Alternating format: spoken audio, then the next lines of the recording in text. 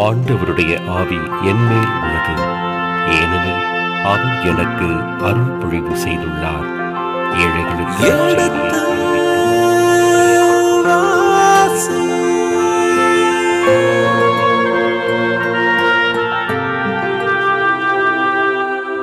எடுத்து வாசி.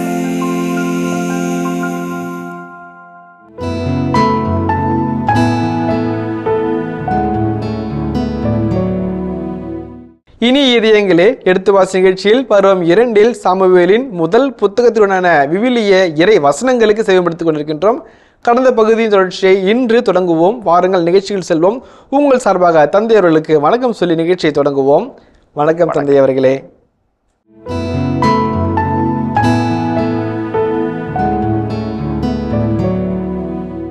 ஷெமா என்பதற்கு லிசன் என்கிற ஒரு வார்த்தை. 3 அர்த்தங்கள் தமிழ், ஆங்கிலத்திலும் தமிழிலும் முயற்சி கொடுக்குறாங்க. Listen, obey, here. இந்த 3மே வந்து இந்த ஷெமாவுக்கான விளக்க வார்த்தைகள் சொல்லுவாங்க. ஷெமா என்றால் இம்பரேட்டிவ், ஹியர், லிசன், ஒபே. அது எப்ரேம் கலாச்சாரத்தினுடைய அந்த அழகான விளக்கம் என்னன்னாக்க, நீ இந்த இதயத்தை காதுகள் பொருத்தி இதயங்களோடு நீ கேட்ட அப்படின்னாக்க கவனிச்ச அப்படின்னாக்க உள்ள இருத்துவேன், அதுக்கு கீழ்ப்படிவேன். அதுதான் ரொம்ப முக்கியமான ஒரு இறையில் அந்த வார்த்தைக்குள்ளாக அடங்கியிருக்கிறது. நீ திறந்த உள்ளத்தோடு நீ அந்த வார்த்தையை கேட்ட அப்படின்னாக்க உற்று கவனிப்பேன். லிசன்றது வந்து கேஷுவலாக கேட்கறது, ஹியர்ன்றது அப்படி அட்டன்டிவாக கேட்கறது. அப்படி கேட்டுட்டு உள்வாங்கி சிந்திச்சு வாழ்க்கை கொண்டு வர்றது. அந்த ஒரே வார்த்தை தான் 3க்குமே. ஹியர், லிசன் அண்ட் ஒபே 3க்குமே ஒரு வார்த்தை தான். ஆண்டவரே பேசும் அடியான் கேட்கிறேன். நீங்கள் என்ன பேசுகிறீங்களோ அப்படி உள்ளத்தில் இருத்துவேன். உள்ளத்தில் இருத்துறத வாழ்க்கை கொண்டு வருவேன். வாழ்க்கை கொண்டு வரதை மக்கள்கிட்ட கொண்டு போய் சேர்த்துவேன். அதுதான் அந்த வார்த்தை அடையாளமாக வருது. ரொம்ப அழகான வார்த்தை. ஆண்டவரே பேசும் அடியேன் கேட்கிறேன். இப்போ ஆண்டவர் பேசுகிறாரு, இவர் கேட்குறாரு. மீடியமாக இருக்கிறது இறை வார்த்தை. அதனால தான் நான் சொன்னேன், அங்கே ஏலி வருவார், சாம்பல் வருவார், கடவுள் வருவார், 2 தடவை கூப்பிடுவார், 3 தடவை கூப்பிடுவார், விளக்கு எரியல. இதெல்லாம் வந்து எக்ஸ்ட்ரா. ஹீரோ வந்து வார்த்தை, இறை வார்த்தை. ஆண்டவரே பேசும் அடியான் கேட்கிறேன். 3வது கருத்து சொல்ல ஆசைப்படுறேன். ஒவ்வொரு இறைவாக்கினரும் இறை வார்த்தைக்கு அடியார்கள். யாரையும் விட எவரையும் விட இறை வார்த்தைக்கு அடியார்கள். அது ரொம்ப முக்கியமான கருத்து. நம்ம ரொம்ப புரிஞ்சுக்கணும். நம்ம எருசலேம் சங்கத்தின் முன்பாக பேதுருவையும் யோவானையும் முதற் சீடர்கள் நிறுத்தி வச்சு சொல்கிறாங்க. என்ன சொல்கிறாங்க? நீ கண்டது போனதை பேசி எங்கள் பேருக்கு எடுக்கிற, மாறாக அந்த கலிலேயனுடைய மரண தண்டனுக்கு நாங்கள் தான் காரணன்ற மாதிரி பேசிட்டு இருக்கிறீங்க அப்படின்னு சொல்லிட்டு சவுக்கள் அடிக்கிறாங்க. இந்த மாதிரி பேசாது வெளியே அப்படின்றாங்க. அப்போ அவங்க ரொம்ப அழகாக சொல்லுவாங்க, கடவுள் சொல்கிறது செய்கிறது உங்களுக்கு கீழ்ப்படியதை விட கடவுள் கீழ்ப்படியது மேல் என்று சொல்லிட்டு போவோம், வெளியே போவோம். ரொம்ப அழகான ஒரு காட்சி அது, ரொம்ப அழகான காட்சி அது, ரொம்ப அழகாக. இப்போ நம்ம வந்து கடவுளுடைய வார்த்தைக்கு நம்ம பணியாளர்களாக இருக்கிறோம். ஆண்டவரே பேசும் அடியான் கேட்கிறேன். அந்த வார்த்தையினுடைய பணியாளர்கள். அந்த வார்த்தைக்கு தான் நம்ம எல்லாருக்கும் மேலே அந்த இறை வார்த்தை கேட்கணும். நிறைய பேர் சொல்லுவாங்க, நிறைய சொல்லுவாங்க. நான் ஒரு விளக்கவரை சொல்வேன், இயேசுக்கருடைய ஃபாதர் ஒரு விளக்கவரை சொல்வார், இவர் வால்டர் ஒரு விளக்கவர் சொல்வார், ரைமண்ட் ஒரு விளக்கவர் சொல்வார். எல்லாம் விளக்கங்கள், நன்னறி விளக்கங்கள். ஆனால் அந்த விளக்க உரையை தாண்டி என்னுடைய வார்த்தை என்ன, அந்த வார்த்தையின் பொருள் என்ன, நம்ம உரசி பார்த்து கண்டுபிடிச்சிக்கணும். யாரும் எது தப்பாக சொல்ல போகிற கிடையாது. எல்லாருமே அந்த இறை வார்த்தைக்கு பணியாளர்கள். விளக்கவரை சொல்லும் விதம் மாறுபடலாம், விளக்கவரையினுடைய புரிந்து கொள்ளும் தன்மை மாறுபடலாம். ஆனால் அந்த இறை வார்த்தையை நம்ம கேட்கணும், முக்கியம். என்னுடைய மானசீக குரு விவிலிய பேராசிரியர் அலோசியஸ் தந்தை கையெடுத்து கும்பிட்றேன். அவர் கற்றுக் கொடுத்த பாடங்களுக்கு அவர் சொல்வார், தம்பிங்களா 4 வருஷம் 5 வருஷம் பைபிளை பற்றி படிக்கிறீங்க, அது முக்கியமே கிடையாது, பைபிளை படிக்கணும் அப்படிம்பார். நிறைய சமயத்தில் நம்ம பைபிளை பற்றி படிக்கிற மொழி பைபிளை படிக்கிறதில்ல. அதுதான் வந்து ரொம்ப முக்கியமானது. ஆண்டவரே பேசும் அடியேன் கேட்கிறேன். விளக்கவரம் இல்லை, கமெண்ட்ரி கிடையாது. I listen to your word. அதான் பதில் சொல்றாரு, ஆண்டவரே உம்முடைய விளக்க உரைகள் என் பாதைக்கு விளக்கு. அது சொல்லலை, ஆண்டவருடைய வார்த்தை என் பாதைக்கு விளக்கு. அதை நம்ம பிடிக்கணும், ரொம்ப ரொம்ப முக்கியம். நிறைய சமயத்தில் நம்முடைய கத்தோலிக்க திருச்சபைக்குள்ளாக இறை வார்த்தை வாசிக்கிற ஒரு இது இல்லை. அதே மாதிரி அகுஸ்தீன் ரொம்ப அழகாக ஒரு வார்த்தை சொல்வார். பின்னாளில் வருகிற ஒரு உலக புகழ்பெற்ற இறையிலாரும் ஒரு வார்த்தை சொல்வார். ஜபன்றது வந்து 2 வே டிராஃபிக். ஒரு டிராஃபிக்கில் நீ சாமிகிட்ட பேசணும், 2வது டிராஃபிக் அடுத்த வேலை வந்து அது 1 வே டிராஃபிக்கு. ஒரு 1 வேலை நீ பேசணும். நீ பேசுகிற பேச்சு சாமிகிட்ட ஜபமாக போகுது, அவர் பேச நீ கேட்கணும். அது பைபிள் வாசிப்பு. நீ கைகூப்பி ஜெபிக்கும் போது கடவுளோடு பேசுகிறாய். விழி விரித்து வாசிக்கும் போது கடவுள் உன்னோடு பேசுகிறார். ஜபத்தில் நீ பேசுறது அவர் கேட்கணும், அவர் பேச நீ கேட்கணும். அதான் ஜபம். 1 வே டிராஃபிக்காக இருந்துச்சுனாக்க வியாபாரம். சாமி பேச நீ கேட்கல அப்படின்னாக்க நம்ம எப்படி அந்த ஜபத்துக்கு அர்த்தம் வரும்? ஜெபம் என்பது டூவே டிராஃபிக். கடவுளோடு பேச வேண்டும், அவர் பேசுவதை நாம் கேட்க வேண்டும். அவர் இன்னொரு அழகான வார்த்தை சொல்வார், விவிலியம் என்பது கடவுளின் காதல் கவிதை என்பார். Bible is love letter of God. ரொம்ப அழகான வார்த்தை. ஒரு லவ் லெட்டரை ஒரு வாஞ்சையாக ஒரு வேட்கையாக நான் வாசித்தோம் அப்படின்னாக்க நிறைய பேசுவார். நாம் கொடுக்குற விளக்கெல்லாம் குப்பை. நீங்கள் வாசித்து நீங்களே புரிஞ்சுக்கிட்டீங்கன்னாக்க அவ்வளோ அழகாக இருக்கும். உங்களுடைய தன்மைக்கு, உங்களுடைய பிரச்சனைக்கு, உங்களுடைய சூழலுக்கு ஏற்ப அவர் பேசுவார். அதுதான் அந்த இது தான் நம்ம கஷ்டப்படுறோம். ஒவ்வொருத்தரும் புரிஞ்சுக்கணும், ஒவ்வொருத்தரும் கண்டுபிடிச்சிக்கணும்னு சொல்லிட்டு. அதான் ஆண்டவரே பேசும் அடியான் கேட்கிறேன் என்கின்ற அழகான வார்த்தை ஒவ்வொருத்தருக்கும் உள்ளான ஒரு உன்னதமான ஜெபமாக அமைகிறது. ஒவ்வொரு நாளும் காலையில் எழுந்து ஒரு 10 நிமிடம் ஜெபிச்சுட்டு இந்த ஜெபத்தை சொன்னோம்னாக்க அந்த நாள் முழுவதும் மகிழ்ச்சியும் மணருமார். ஆண்டவரே பேசும் அடியான்னு கேட்கிறேன். இந்த நாளில் நீங்கள் பேசுங்க சாமி, இப்படியும் திறக்கிறேன் வாசிக்கிறேன் பேசுங்க. அந்த பிச்சைக்காரங்க வழியா, மேனேஜர் வழியா, டீச்சர் வழியா, பியூன் வழியா, அயம்மா வழியா நீங்கள் பேசுங்க, நான் கேட்குறேன். இங்கே பேசுகிறத நம்ம கேட்டோம்னா கடவுள் சுற்றி இருந்து பேசுறது எல்லாம் கிளியராக கேட்போம். இங்கே பேசுகிறத நம்ம கேட்கலன்னா சுற்றி பேசக்கும்போது நம்ம காதை முடிக்குவோம். இந்த கடவுள் தான் அங்கே பேசுகிறான்றது நமக்கு தெரியாது. ஆண்டவரே பேசும் அடியான்னு கேட்கிறேன், உன்னதமான ஒரு ஜெபம். தந்தை அவர்களே, இந்த 10வது வசனத்துல தான் ஆண்டவர் 2 முறையா கூப்பிடுறாரு. ஒரு முறையை கூப்பிட்டு 2 முறையை கூப்பிடுறாரு. அன்பின் மிகுதி, முக்கியத்துவம் எல்லாம் நீங்க சொன்னதுல இருந்து நம்ம அறிஞ்சிக்கிறோம். இந்த ஒரு சிறுவனுக்கு இன்னொரு வார்த்தை இருக்குது, பேசும் அடியேன் பேசுகிறான்னு சொல்லிட்டு. இந்த அடியேனுங்கிற வார்த்தையினுடைய ஆழம் இன்னும் கொஞ்சம் எங்களுக்கு ஏற்கனவே சொல்லியிருக்கீங்க.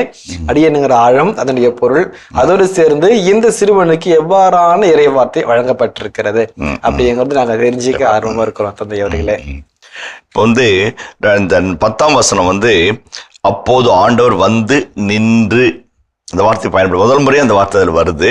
ஆண்டவர் வந்து நின்று சாமுவேல் சாமுவேல் என்று முன்பு போல அழைத்தார். இப்போ மற்ற 3 இடத்துல கூப்பிடக்கலாம், அவர் நிக்கல, அந்த வார்த்தை இல்லை, கூப்பிட்டார், அவ்வளவுதான். நிக்கிறார், அவர் நிக்கிறார். அது ஒரு அழகான காட்சி.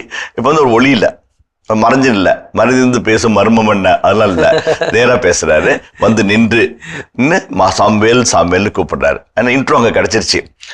ஏலி சொல்லிட்டாரு, அவர் கூப்பிட்டாருன்னா ஆண்டவரே பேசும் அடியான் கேட்கிறேன்னு சொல்லு அப்படிங்கிறாரு. பையன் படுத்துக்கிட்டா. அப்படி ஆண்டவர் வந்து நின்று இப்போ சாமுவேல்னு கூப்பிடல, சாமுவேல் சாமுவேல். அவன் ஆண்டவரை அவர்கிட்ட தெரிஞ்சுக்கிட்டான். நம்மளை பற்றி தெரிஞ்சுக்கிட்டு நம்மளை கவனிக்க போறான்ட்டு ஆண்டவர் அவன் அன்பொழுக சாமுவேல் சாமுவேல்னு கூப்பிடுற 2 முறை கூப்பிடுறாரு. 2 தடவை கூப்பிட்டுட்டு சாமுவேல் பேசும் அடியான் கேட்கிறான் என்று மறுமொழி சொன்னார். ரொம்ப அழகான ஒரு வசனம், நல்ல வசனம். பல பீடங்களிலும் வாசக மேடைகளிலும் நிறைய வீடுகளில் நிறைய கண்ணீர் இல்லங்களில் எழுதப்பட்ட ஒரு அழகான வசனம். ஆண்டவரே பேசும் அடியான் கேட்கிறேன் என்று. அதில் ஆண்டவர்ன்றது நம்ம சேர்த்திக்கிறோம். பேசும் அடியான் கேட்கிறேன் என்று சொல்கிற ஒரு மறுமொழி. இதில் 2 கருத்துக்கள் இருக்கிறத நான் பார்க்குறேன். ஒன்று வந்து நின்று, கடவுள் எப்போ மறைஞ்சிருக்கணும், எப்போ பார்க்கணும்னு சொல்லிட்டு நம்ம சில சமயத்தில் நம்ம கடவுள்கிட்ட சண்டை கூட போடுவோம் ஜெபத்தில். அபாக்குக் புத்தகத்தில் கடவுளை திட்டுவார் அபாக்குக் இறைவாக்கினர். Why are you silent? Don't your mouth? நமக்கு வாய் இல்லையா? நீங்க பேச மாட்டீங்களா? இவ்வளவு அநீதி, அக்கிரமம், நல்லவர்கள் அழிகிறார்கள், தீயவர்கள் வாழ்கிறார்கள், எளியவர்கள் நசுக்கப்படுகிறார்கள், ஏன் மௌனம் என்று கேட்பார். அது ரொம்ப அழகான இறைவாக்கு பகுதி அபாக்குக் 1ஆம் அதிகாரம். லத்தீன் மொழியில் கூட ஒரு அழகான வார்த்தை இருக்குது, அப்ஸ்காண்டிங் காட் என்று சொல்வார்கள். கடவுள் மறைஞ்சிட்டாரா, தலைமறைவாயிட்டாரா என்று ஒரு லத்தீன் வழக்கு கூட இருக்குது. அழகான ஒரு சொல் வழக்கு இருக்குது. ஆனால் 3 முறை இவர் மறைஞ்சார், இப்போ நிற்கிறார். இது எந்த ஒரு உள்நோக்கத்துக்குமா இல்லை, அந்த சின்ன பிள்ளையோட அதை ஃபர்ஸ்ட்லேயே நின்று சாமுவேல் சாமுவேல் கூப்பிட்டுருக்கலாம். அந்த இப்ரேய வர்ணனை, அந்த ஏலியினுடைய மனப்பக்குவம், சாமுவேலுடைய பணிவான உள்ளம் எல்லாத்தையும் ஆசிரியர் விளக்கி சொல்லிடுறார். ஒரு அழகான ஒரு சூழலை, ஒரு அழகான ஒரு இதை உருவாக்கிறார். இந்த எபிரேய நடையில இந்த நையாண்டி, அப்புறமேட்டு கொஞ்சம் சினுங்கள், கொஞ்சம் புணங்கிறது, இதெல்லாம் அந்த நடையிலே வரும். அந்த தாவீது கோலியத்து கதையில பரபரப்பா குரூப்பா சவால் விடுவாங்க, சண்டை போடுவாங்க, அவன் நடுங்குவான், நான் போறேம்மா. அப்போ சவுல் டேய் என் ஹெல்மெட் எடுத்துக்க, என்னுடைய கத்தியை எடுத்துக்க, என்னுடைய கால்சுரா போட்டுக்க, பயன்படுத்திக்க அப்படிம்பாரு. அப்போ நையாண்டி ஆசிரியர் விடுவாரு, ஏங்க என் தலை சின்ன தலை, உங்க தலை பெரிய தலை, இதனால் போட்டு நிற்க கூட முடியலைங்க பாரு. ஒரு நையாண்டி உள்ள விடுவார். அவ்வளோ பரபரப்பான ஒரு விருப்பான காதை களத்துக்குள்ள இந்த ஒரு இவரே இதுல வந்து அழகா வரும். அது வந்து அந்த இவர்களுக்கே உள்ள ஒரு அழகான ஒரு நயம். அந்த கடவுள் வந்து பேசுறாருன்றது ஒரு ஒத்த இவரில் சொல்லி முடிக்க வேண்டிய செய்தியை கடவுள் வந்து சாமுவேல் என்று கூப்பிட்டார். சாமுவேல் கூப்பிட்டார். சாமுவேலுக்கு 3 முறை 3 வகையில இது வந்து நம்ம புரிஞ்சுக்கிறோம். எங்க பங்கு தந்தை ஒரு அருமையான மனிதர், எஸ்சி செபாஸ்டின் சொல்லிட்டு சேலை மாவட்டத்தின் பொருளாளராகவும் பணியாற்றினார். நான் 6ஆம் வகுப்பு படிக்கும்போது எங்களுக்கு பங்கு தந்தையாக இருந்தார். அல்லிலையை பாடிட்டு காஸ்பல் வாசிக்கிறதுக்கு முன்னாடி, நற்செய்திக்கு முன்னாடி நிற்பாரு. எல்லாம் அமைதியா இருப்பாங்க. ஆண்டவங்களோட சொல்லணும், நற்செய்தி வாசிக்கணும். தேடுவார். உபதேசம் யோசிப்பார், கரெக்டாக தானே வச்சோம், தப்பா மாறிட்டோமோ அப்படின்னு தடுமாறுவார். சிஸ்டர் அடுக்கி டேங்கெல்லாம் வச்சோமே அப்படின்னு யோசிப்பாங்க. மக்கள் எல்லாம் அவர் என்னாச்சு வாசிக்கலையான்னு பார்ப்பாங்க. வாசத்தை வாசிப்பார். எல்லாரும் அட்டென்ஷன் வந்தவுடனே வாசிப்பார். நான் அப்படியே பார்த்து மலைச்சு போனது. அப்போ புரியாது எனக்கு, இப்போ புரியுது. அந்த அட்டென்ஷன் இழுத்துட்டு கரெக்டாக நடிச்சு வாசிப்பார். அது அப்படி மனசுக்குள்ள போய் பதியும். இப்படி அந்த நயம் கூட அந்த முதல் முறை, 2ஆம் முறை, அப்புறம் அங்கே போய் இங்கே போயிட்டு சாமி கூப்பிட்றாரா நம்ம சொல்லணும் போல இருக்கோம். நம்மளை வச்சுட்டு ஆண்டவரே பேசுவாங்க. அப்போ அந்த வார்த்தை நம்ம மனசுக்குள்ள பதியும். சாமி பேசக்குள்ள நம்ம கவனிக்கணும், கேட்குற மனசு வரணும், தேடணும், அதை எப்படி கேட்கறதுன்னு மனப்பக்கத்தை உருவாக்கிக்கணும். நம்மளுக்குள்ள அது பாடத்தை அப்படியே படிக்கலையே நம்மளுக்கு ஆசை சொல்லிக்கிட்டே வர்றாரு. அது ஒரு முதல் பது.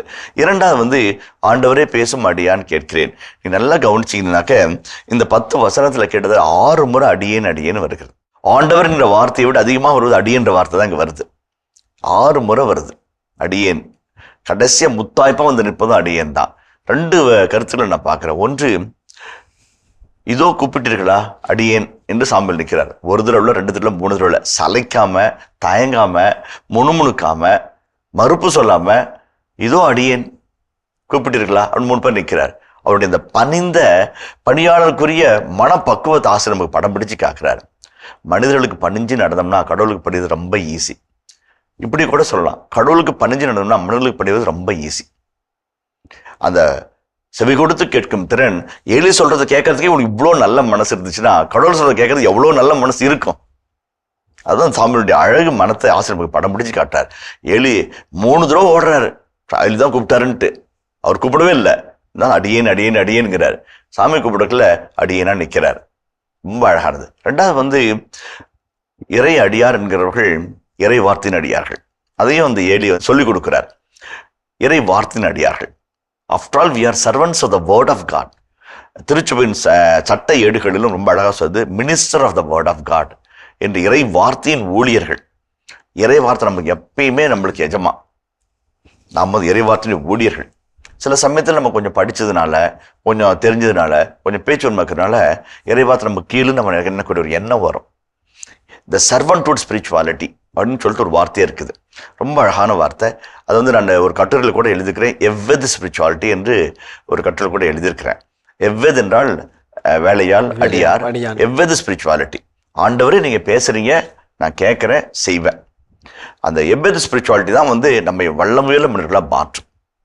என்றைக்கும் எங்கே இருந்தாலும் அந்த இறை வார்த்தை நமக்கு எஜமான், அந்த இறை வார்த்தை நமக்கு தலைவர், நாம் அவருக்கு ஊழியர்.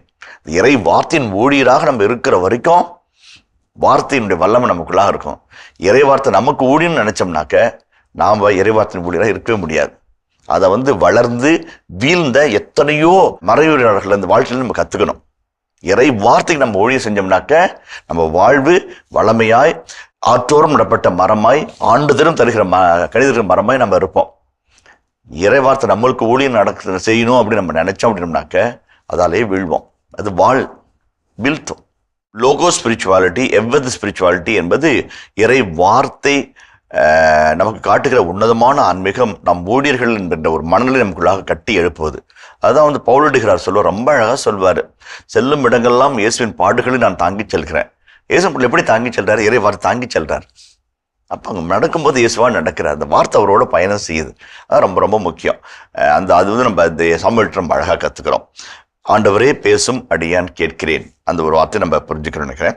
இப்போ வந்து இந்த 10 வசனங்களுக்குள்ளாக இருக்கிற ஒரு இறையியல் கருத்துக்களை, வாழ்வியல் சிந்தனைகளை நாம் சிந்திச்சு பார்த்துட்டு அந்த அடுத்து கொஞ்சம் கடுமையான பகுதிக்குள்ள நாம் கடந்து செல்வோம். முதலாவது வந்து பேசும் கடவுள். அந்த ஒரு ரொம்ப அழகாக இருக்கு. இதுலேயே வந்து சாமி பேசுறார். நம்ம ஒன்றுமே சொன்னேன், விளையாட்டாக சொன்னேன், நம்ம புரிஞ்சுக்கிற மாதிரி பேசுறார், நாம் தெரிஞ்சுக்கிற மாதிரி பேசுறார்.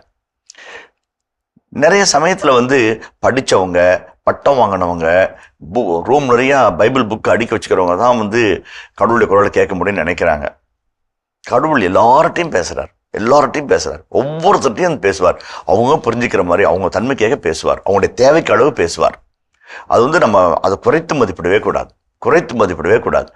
நிறைய சமயத்தில் வந்து நம்ம படித்தோம், நம்மளுக்கு அறிவு இருக்குது, நம்மளுக்கு ஞானம் இருக்குது, நம்மளுக்கு அது தெரியும் இது தெரியும் அப்படின்னு நம்ம நினச்சோம்னாக்க நம்மளுக்கு வெளுத்தாட்ட வந்து ஒரு சின்ன பையன் போதும். அவையாரை பார்த்து சுட்ட போல வேணுமா சுடாத கேட்டான் பாருங்க, அந்த மாதிரி நிறைய பேர் வாழ்க்கையில் வருவாங்க பாடம் சொல்லி தரத்துக்கு. அருட்தந்தை பேராசிரியர் லெக்ரான் சொல்வார், இறை வார்த்தை என்பது ஒரு ஆழ்கடல். அதை வந்து யாரும் வத்தி பார்க்க வைக்க முடியாது, அதை யாரும் காலி பண்ண முடியாது. எடுக்க வந்துகிட்டே இருக்கும். அது என்ன வேணாலும், நீங்கள் மீனவராக இருந்தால் மீன் கிடைக்கும், முத்து எடுக்கிறதா முத்து எடுக்கலாம், அல்லது காலம் எடுக்கிறதா காலம் எடுக்கலாம், மரங்க எவ்வளோ இது இருக்கு. என்ன வேணாலும் கடல் வாழ் உயிரினங்கள் எவ்வளோ இருக்குது, எதை வேணாலும் எடுத்துகிட்டு வரலாம், என்ன வேணுமோ அதை எடுத்துகிட்டு வரலாம். அதுதான் நம்மளுக்கு வாழ்வு தருகிறது. அந்த ஆழ்கடல் பொக்கிஷம் இறை வார்த்தை. பேசும் கடவுள் பேசுகிறார். ஒவ்வொருவரும் புரிந்து கொள்ளத்தக்க வகையில் பேசுவார். ஒவ்வொருடைய வாழ்வின் சூழல் இருந்தும் பேசுவார். பல ஆண்டுகளாய் அறிவு மட்டுமே முக்கியம் என்றும் பணம் மட்டுமே முக்கியம் என்றும் பணத்தினால் எதை வேண்டுமானாலும் இன்பத்தில் தூக்கலாம் என்றும் வாழ்ந்திருந்த ஒரு மனிதரை தட்டி தூக்கினார். அழைத்துக்குள் போ என்றார், போனார். எடுத்து வாசி என்றார், எடுத்து வாசிச்சார். ரோமியர் 13:13 வசனம் வந்தது, பகல் வருகிறது, இரவுக்குரிய காரியங்களை விட்டு பகலுக்குரிய வாழ்வோடு கண்ணியமாய் ஒழுகுவோமாக. இந்த வார்த்தை படித்த உடனே அவருக்கே சொன்ன மாதிரி இருந்தது. அப்படியே கண்ணீர் விட்டு அழறார். எழுதும்போது எழுதுவாரு, என்னுடைய எல்லாம் நனைந்தது, உள்ளமெல்லாம் சோர்ந்தது, கண்ணீர் வற்றி போனது, அதுவரை அழுதேன், அவ்வளவு அழுக்காய் என்று உணர்ந்தேன், வாழ்வு மாறியது. தாமே பேசினார், புனித அகஸ்தீனராக மாறினார் இல்லைங்களா? அதான் ஓகே. பிரெஞ்சு பல்கலைக்கழகத்துடைய விராந்தங்களில் வந்து ஷூ போட்டு நடந்தாருனாக்க டொக்கும் நடக்கும். அந்த டொக்குன்ற சத்தத்தில் வந்து அவருடைய அறிவு, அவருடைய இருமாப்பு, உலகத்தையெல்லாம் வாங்கிடுவேன்ற ஒரு வெறித்தனம் இருந்துச்சு. ஒரு குண்டடிப்பட்ட மனிதர் சொன்னார், நீ எல்லாத்தையும் ஜெயிச்சாலும் உன் ஆன்மா போச்சுன்னா ஒன்றும் யூஸ் இல்லைன்னு சாமி அவர்களே பேசினார். ஒரு தடவை 2 தடவை 3 தடவை 4வது தடவை சுருக்குன்னுச்சு அவருக்கு. இல்லை ஏதோ இருக்குதுன்னு நினைச்சாரு. 10 ஆண்டுகளில் 10 லட்சம் மக்களை ஆண்டுக்குள்ளே கொண்டு வந்தார். அவர் எழுதுறாரு கடிதத்துல, நாள் முழுக்க ஞானசானம் கொடுத்து தோள்பட்டை வீங்கி போனது, சாப்பிடுவதற்கு கை எடுக்க முடியவில்லை என்று எழுதுகிறார். எவ்வளோ ஒரு தாகத்தோடு பணியாற்றிருப்பார். இவ்வளோ புகழ்பெற்ற பாரிஸ் பல்கலைக்கழகத்தினுடைய பேராசிரியர் அங்கே வந்து கடற்கரையெல்லாம் நடந்து அந்த மக்களோடு மக்களாய் வாழ்ந்து மொழி பேசி இனம் கலந்து கலாச்சாரத்தை கற்று இன்றைக்கு எங்களுடைய தலைமை ஆசிரியர் ஸ்ரீவீர் ஜோதி என்று தந்தையர் இருக்கிறாரு, சிறுமலம் பள்ளி ஆசிரியர் சொல்லுவார், எங்கள் பக்கம் வந்தீங்கன்னா அவர் இன்னும் வாழ்கிறார். ஒவ்வொரு வீட்டுக்குள்ளேயும் ஒரு சவரியார் இருப்பார், ஒவ்வொரு வீட்டுக்குள்ளேயும் ஒரு பிரான்சிஸ் இருப்பார், அவர் எங்களோட வாழ்கிறார் என்று சொல்வார். இன்றும் வாழ்கிறார். சாமி பேசினது கேட்டார்.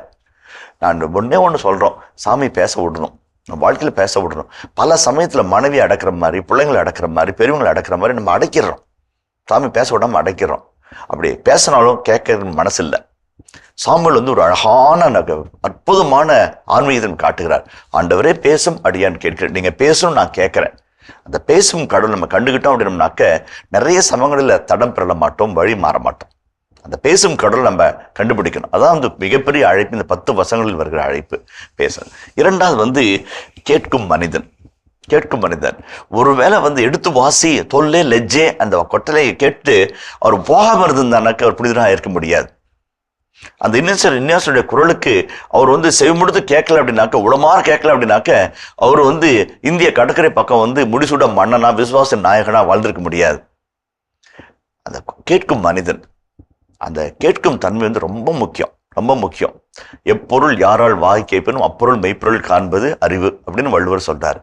ஒவ்வொருத்தரையும் சாமி பேசுவார், ஒவ்வொருத்தர் மூலமா பேசுவார். பேசும்போது நம்ம புரிஞ்சுக்கணும், இதுதான் சாமி தான் பேசுறாரு அப்படின்னு தெரிஞ்சுக்கணும். மன்னிப்பு கேட்கிற மனைவியினுடைய கண்ணீரில், நீதி கேட்கிற விதவினுடைய ஓலத்துல, பசிக்காக அழுகிற குழந்தையினுடைய கதறலில், கூலிக்காக குனிந்து கூனி குறுகி ஐயா என்று கெஞ்சுகிற ஏழையனுடைய வேலைக்காரனுடைய வேண்டுதல்ல சாமி பேசுவார். நம்ம கேட்டோம்னாக்க கடவுளை காண்போம். இல்லை அப்படின்னாக்க காலுக்கடியிலே வந்து மேஜையிலிருந்து விழுகிற ரொட்டி துண்டுகளை சாப்பிட்டு நாய்கள் வந்து புண்களை நக்குகிற லாசர் காலுக்கடி இருந்தாலும் கண்டுகொள்ள மாட்டோம். என்ன ஆகும்? நாம நரகத்துக்கு போவோம், அவர் அப்ரஹாம் மடியில் அமர்வார்கள். Reversal, the divine reversal will come. கடவுள் பேசுறதை நம்ம கேட்கணும். நம்முடைய மதுபானம், நம்முடைய உணவு, நம்முடைய பணம், நம்முடைய பகட்டான உடை, அந்த இசை சத்தத்தில் கடவுளுடைய குரல் மங்கி போய்விடக்கூடாது. கேட்கும் மனிதனை பற்றிய ஒரு அழகான காட்சியை சாமுவேல் முன்பாக இறைவன் முன்பாக வைக்கிறார். நம்ம கேட்கணும். சாமி பேசுவார், பேசிக்கிட்டே இருப்பாரு. அவர் பேசிக்கிட்டே இருக்கிறார், இன்னும் பேசுறார். மொய்சரோடு பேசிய கடவுள், எலியாவோடு பேசிய கடவுள், அப்ரஹாமோடு பேசிய கடவுள், எரேமியாவோடு பேசிய கடவுள் இன்றும் பேசுகிறார். அந்த குரலை கண்டுபிடிச்சிட்டோம் அப்படின்னாக்க வாழ்வு. அதான் இந்த கேட்கும் மனிதனை பற்றி அழகான செய்தியை சாமுவேலில் நம்ம கண்டுகொள்வோம். மூன்றாவதான் ரொம்ப அழகான ஒரு செய்தி என்னன்னாக்க கற்றுக் கொடுக்கும் ஏலி. ஏலி தன் பிள்ளைகளுக்கு கற்றுக் கொடுக்கல, அவங்களுக்கு நல்ல மனசு இல்லை, சொன்னாலும் கேட்கல. இவங்களுக்கு சொல்லி பிரயோஜனம் நினைச்சாரோ என்னமோ தெரியல. சொன்னா கேட்பான்ற ஒரு எண்ணம் வரும்போது சாமுவேலுக்கு அழகா சொல்லி கொடுக்கிறார். இன்னும் ஒரு முறை அவர் கூப்பிட்டால், பேர் கூட சொல்ல மாட்டேங்கிறார், அவர் கூப்பிட்டால் ஆண்டவரே பேசும், அடியான் கேட்கிறேன்னு சொல்லு அப்படிம்பார். ரொம்ப அழகான ஒரு இதுக்குல்ல. ஏலி என்னன்னு சொல்லி கொடுக்கிறாரு, ஆண்டவரே பேசும், அடியான் கேட்கிறேன் என்று பதில் சொல் என்றார். சாமுவேலும் தன் இடத்திற்கு சென்று படுத்து கொண்டார். ஆண்டவர் நின்று சாமுவேல் சாமுவேல் என்று முன்போல் அழைத்தார். அதற்கு சாமுவேல் ஆண்டவரின்னு சொல்லல. ஏன் தெரியலீங்களே, அவர் புரிஞ்சிருச்சு ஆண்டவர் தான். புரியுதுங்களா? அப்ப சாமுவேல் சொல்ல, பேசும் அடியான் கேட்கிறேன், நீங்க ஆண்டவர் தான். இதே அப்படி இந்த அதிகாரத்தின் பின்பக்கம் வாங்கல, 18ஆம் வசனத்தை வாசிங்களேன். சாமுவேல் அவருக்கு எல்லாவற்றையும் எடுத்து சொன்னார், அவரிடமிருந்து எதையும் மறைக்கவில்லை. அதற்கு அவர் ஆண்டவர்தான், அவரது பார்வையில் எது நல்லதோ அதை அவர் செய்யட்டும். அது ஆண்டவர் தான் இப்பதான் கன்ஃபார்ம் பண்றாரு ஏலி. பையன் சுட்டி பையன் சொல்லக்குள்ளே பேசுக, நான் கேட்கிறேன் அப்படின்ட்டான். அதான் ஒரு ஷூட்னஸ். சாமுவேல் அவ்வளோ அழகு. அந்த கதாபாத்திரம் அருமையான ஒரு விவிலிய மாந்தர். ஆண்டவரே பேசும் அப்படின்னு சொல்லுங்கண்ணே அப்படிங்கிறாரு. அவன் போய் விட்டுட்டு பேசுங்க நான் கேட்கறேங்கிறான். ஆண்டவரே வார்த்தை விட்டுட்டான். அந்த அந்யோன்யத்தை உருவாக்கிட்டான். நீங்க என் தெய்வம், நான் உன்னுடைய அடியான், பேசுங்க நான் கேட்கறேன். அந்த உள்ளம் அருமையான உள்ளம். அது ஏலிட்டு கத்துக்கிட்டார். 2 காட்சிகளை சொல்லணும்னு ஆசைப்படுறேன். ஒன்று கற்றுக் கொடுப்பவர்கள் பிள்ளைகளின் வாழ்வை மாற்ற கற்றுக் கொடுக்க வேண்டும். 2 வகையான கல்வி இருக்குது. அறிவுக்கான கல்வி. காவல்துறை அதிகாரி களிமுச்சர் சொல்லும்போது ரொம்ப அழகாக சொல்வார். 2000 பேர் இங்கே கூடியிருக்கிறீங்க, ஆங்கில பள்ளிக்கூடம். நான் உங்களிடம் சரளமாக ஆங்கிலத்தில் என்னால் உரையாட முடியும். சரளமாக நான் உங்கள் ஆங்கிலத்தில் உரையாடினால் அது உங்கள் அறிவை எட்டும். ஆனால் தாய்மொழியான தமிழில் உரையாடினால் அது உங்கள் இதயத்தை எட்டும். நான் உங்கள் இதயத்தை எட்ட ஆசைப்படுகிறேன் என்று சொல்லிட்டு உரைய ஆரம்பிப்பார். அழகான ஒரு சிந்தனை. கற்றுக் கொடுக்கிறவர்கள் அறிவுக்கோட கற்றுக் கொடுத்து நிறுத்திட்டாங்க அப்படின்னாக்க கூலிக்காக வேலை செய்கிறவர்கள். இதயத்தோடு கற்றுக் கொடுத்தார்கள் என்றால் ஆண்டவருக்காக படிப்பவர்கள், நல்ல சமுதாயத்தின் சிற்பிகள். அவங்க தான் ஆசிரியர்கள். அதை நம்ம புரிஞ்சுக்கிட்டோம் அப்படின்னோம்னாக்க வாழ்க்கைக்கு கற்றுக் கொடுப்போம். எங்க கல்வி நிலையத்துல 100க்கு 100 வாங்கினாங்க. எங்க கல்வி நிலையத்துல ஸ்டேட் ஃபர்ஸ்ட் வந்துச்சு. எங்க கல்வி நிலையத்துல 40 சென்டம் வந்துச்சு. டார்கெட் ஓரியன்டட், லைஃப் ஓரியன்டட் இல்லை. இன்றைக்கு எத்தனையோ 100க்கு 100 வாங்கின பிள்ளைகள் வாழ்க்கையில் சிதிலமடைந்து போனார்கள். 60 70 வாங்கிய பிள்ளைகள் அழகுற வாழ்கிறார்கள். வேணா அவங்க வாழ்க்கை கல்வி, இதற்கான கல்வி. நம்ம கல்வி நிறுவனங்கள் பல சமயங்களில் உலகத்தோடு போட்டி போட்டுக்கொண்டு வியாபாரத்தனமாய் வெற்றிக்கான பாதையில் மட்டும் முனைந்திருக்கக்கூடாது. வாழ்க்கைக்கான பாதையிலும், ஒழுக்கத்துக்கான பாதையிலும், நல்லறிவுக்கான பாதையிலும், நல்ல மனசாட்சியை உருவாக்குகின்ற பாதையிலும் நம்முடைய கல்வி நிறுவனங்கள் நடக்கப்பட வேண்டும். ஏலி அழகான பாடம், அருமையான பாடம்.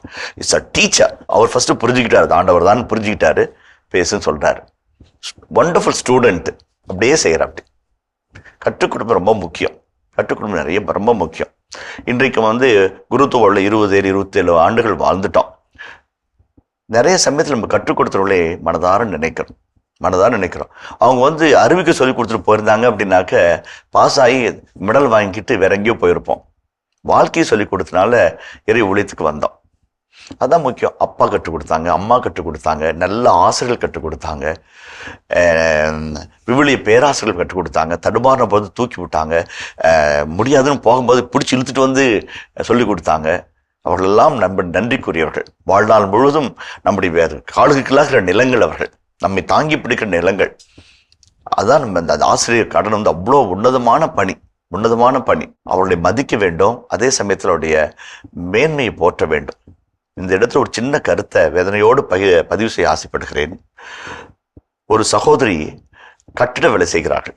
அப்படி எலும்பும் தோலுமா உருக்குலைந்து ஒரு சாதாரண வாயில் புடவை, மஞ்சள் கடலில் அப்படியே சாயம்பான ஒரு புடவை, சாயமான ஒரு ஜாக்கெட்டு, ஹவாய் ஸ்லிப்பர் வந்து வராங்க.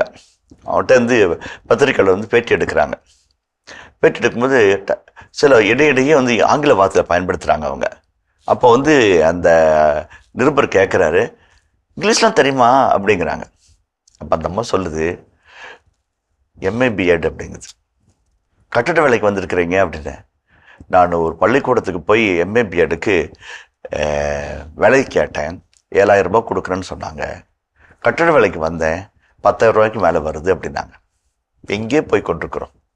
படித்து பட்டம் பெற்று கல்விநிலை பெற்றுக்கொண்டாலும் அதற்கேற்ற ஊழியம் கிடைக்காதனால் கட்டட வேலைக்கு போகிற ஒரு வறிய வர்க்கத்தை நாம் பார்க்கிறோம். பணக்காரன் பெருகி கொண்டு போவதும் ஏழைகள் சிரித்து கொண்டு போவதும் ஒரு ஆரோக்கியமான நாட்டுக்கு அழகே கிடையாது. அங்கு ஆசிரியர்கள் மதிக்கப்பட வேண்டும், ஆசிரியர்களுடைய நலன்கள் பேணப்பட வேண்டும், அது எந்த நிறுவனமாக இருந்தாலும். அதான் இந்த காட்சி அழகா சொல்லுது. சாமுவேல் வந்து ஏலியிடம் கத்துக்கிட்டார். ஏலி பத்தி சொன்னேன், சாமுவேல் பத்தி கத்துக்கொள்ளக்கூடிய மனநிலை இருக்குது அவனுச்சு. போய் படுத்துக்கோங்கிறாரு. 1 தடவை 2 தடவை 3 தடவை 4 தடவை போய் படுத்துக்கோ, ஆனா வந்து கூப்பிட்டா பேசும் கேட்கிறேன்னு சொல்லுனார். அப்போ ஒபே பண்ணாரு. என்ன நீங்க போட்டு இப்படி பண்ணிட்டு இருக்கிறீங்க? அந்த மாதிரி சிறுங்கள் மனங்கள் முறுமுறாசியோ குருகுராசி அப்படிமா லத்தீன் மொழியில முணுமுணுப்பதோ கிரம்பிள் பண்ணுவதோ அங்க இல்லை.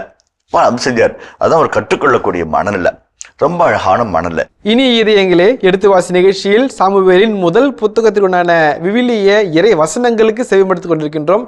இதன் தொடர்ச்சியை மீண்டும் அடுத்த பகுதியில் பார்ப்போம். அதுவரை இணைந்திருங்கள்.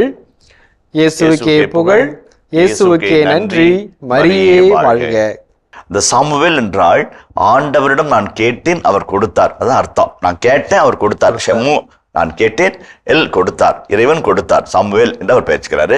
சாமுவேல் ஆண்டவரை அறிந்திருந்தார், ஆண்டவர் சாமுவேலை அறிந்திருந்தார். ஜெபம், விழித்து எழுதல், ஆன்மீக பணி, போருக்கு தயாரித்து மெஸ்ஸியா வரும்போது அவரோடு சேர்ந்து போராடி அடிமைத்தலை அறுத்து